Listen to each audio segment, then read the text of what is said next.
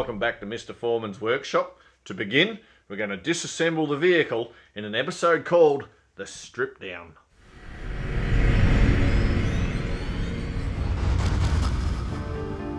Starting at the rear end of the back tray. Not all of these well-rusted bolts have such easy access. It's a little tricky finding them in the hidden recesses.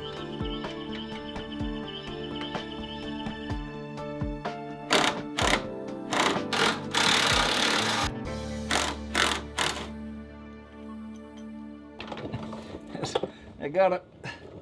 One of the first things we did when we acquired this vehicle was to give it a good wash down in liquid wrench to try and free up all of those frozen and rusted bolts. Now if you're an older model yourself, I highly recommend this liquid. With a little spray here, a little spray there, you'll be back up and running in no time. Or even better, have your partner give you a liquid wrench massage. And before you know it, you'll have the sprightliness, poise and grace of a ballerina.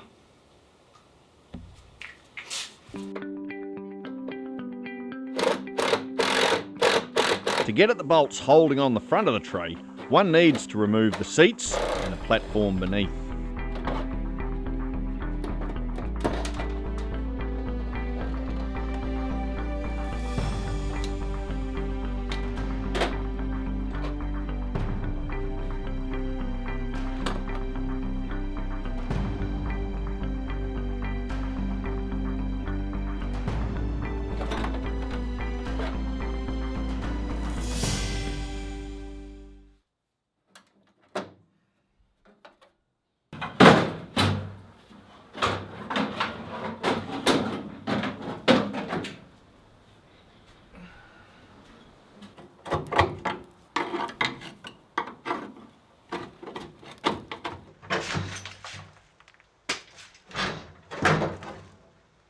We're dropping out a very grubby fuel tank and then removing the side rails.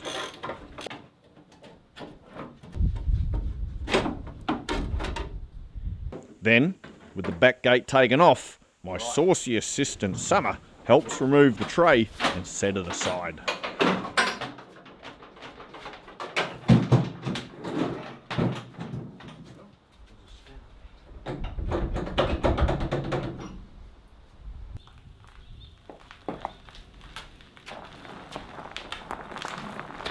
It's readily apparent this chariot needs a wash, even more than I do.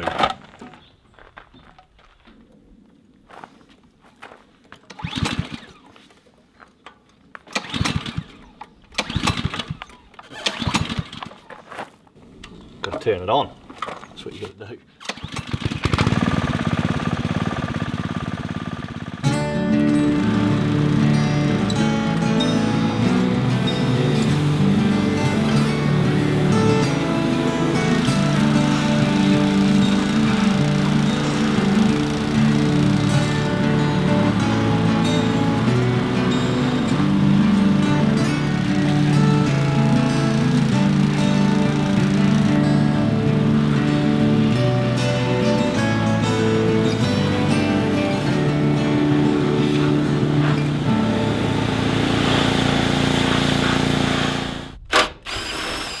Now things are cleanish. The next step is to strip away the front section, rusty bolt by rusty bolt.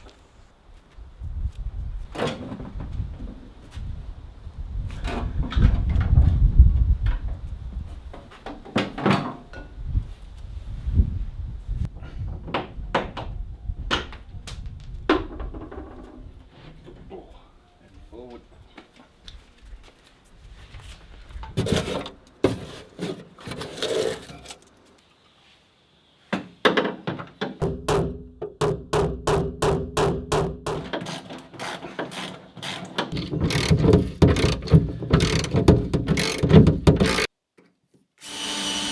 There's plenty of these nasty things. I found them best tackled with the drill.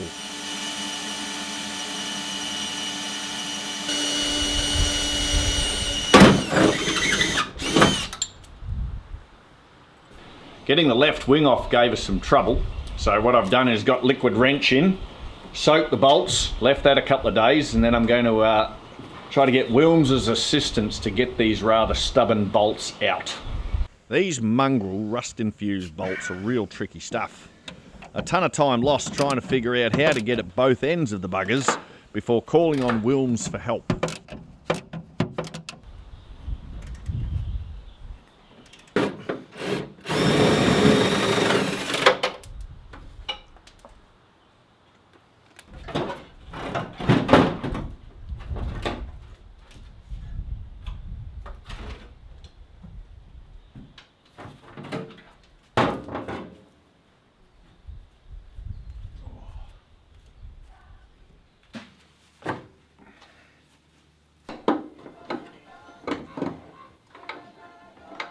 Now it's the bulkhead brackets and bolts. Get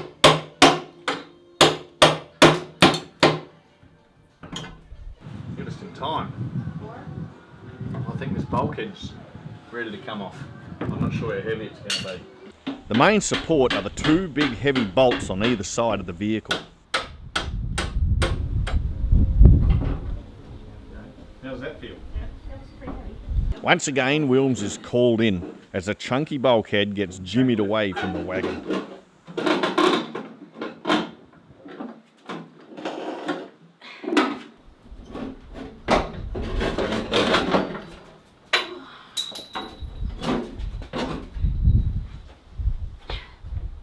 Perfect. Thank you.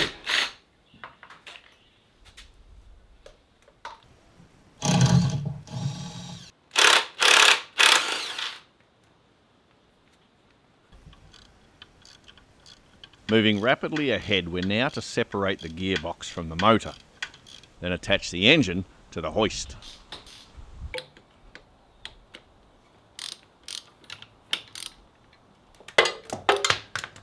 So we've got things pretty much stripped back, the crane's connected, and I'm thinking the engine's ready to come out. It's either going to work or I'm going to break something. That's where it gets very nerve-wracking. Taking a bit of a risk leaving these carburetors here, but we can just only hope. All right.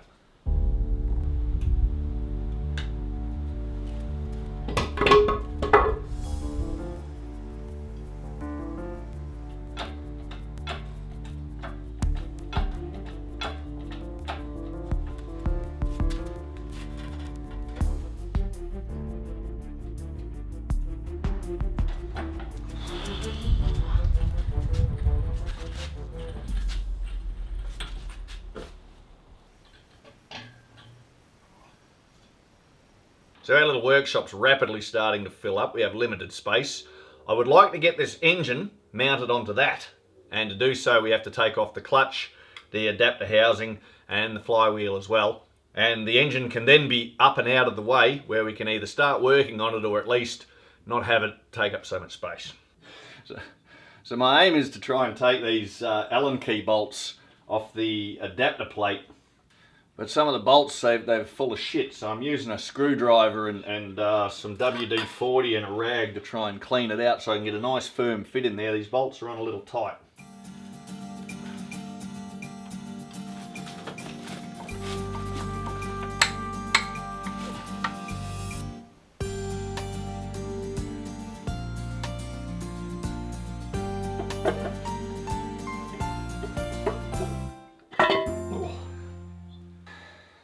Trying to get this clutch off now. There's always troublesome bolts. There's one here that's kind of a little wonky.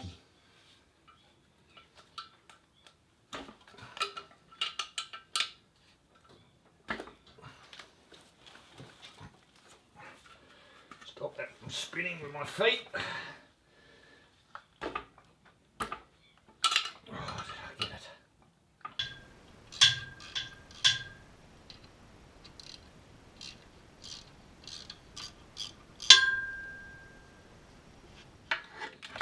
Oh, there we go. It's on studs.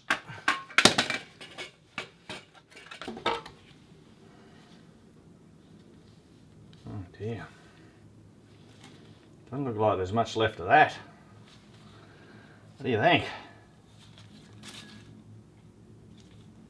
I think with things like prop shafts and flywheels being a kind of a balanced piece of machinery. I have this thing where I like to put them on exactly the way that I took them off, and not askew this way or that. I don't know if I'm right on this or not, but I just think that's probably better to just to have it how it was if there were no problems initially. So I'm going to paint just a little bit of mark the flywheel and where it come off. that was probably a little excessive. Shit. Don't need it that much.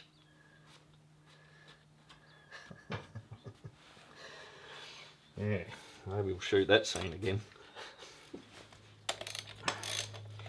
Actually, I just thought of something with the whole painting job. I'm having a look at how badly scoured this flywheel is. So, unless it can be resurfaced, it might end up being replaced. We'll have to find out.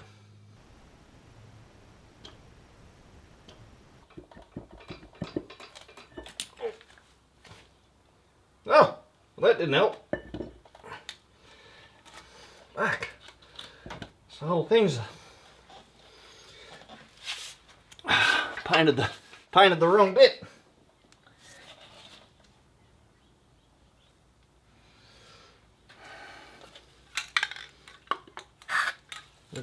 That just didn't go well. Alright, so after a trip to the hardware store, I've got 4 of these bolts that are going to go into this and bolt onto the back of the motor, and then we can mount it, stick it out of the way.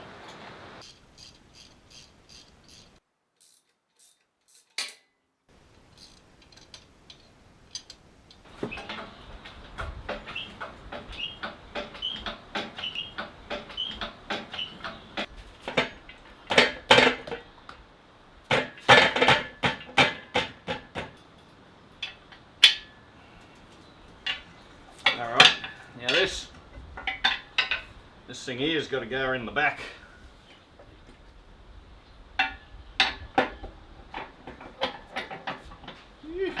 Alright, let's release some pressure. Let's see what happens.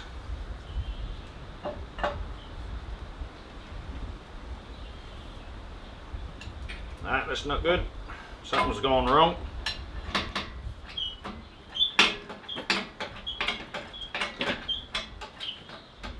There's a security pin down the bottom. I stuck it in the wrong hole. It happens. Oh shit. Come on, got it. Oh.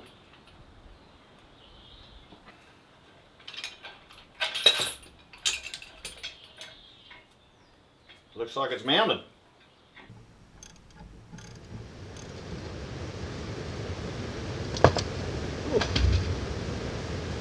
A bit of water in there.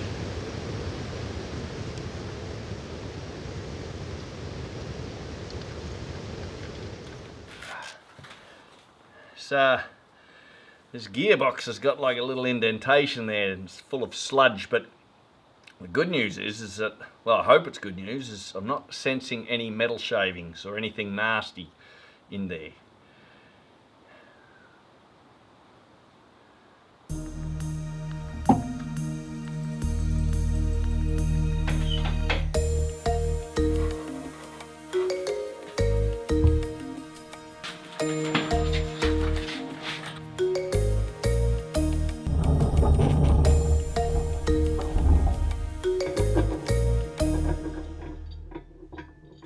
So as we're stripping this vehicle apart, I am effectively bagging and labelling everything.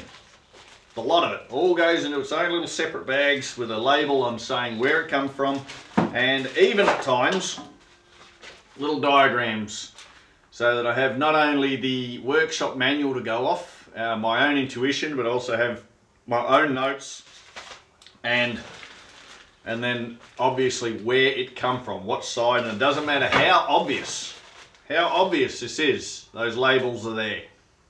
Now the vehicle's a skeleton of its former self, it's time to give it a comprehensive check over as we rebuild it from the ground up, with plenty of banging and stabbing and poking and prodding, and I can assure you there will be trouble in paradise.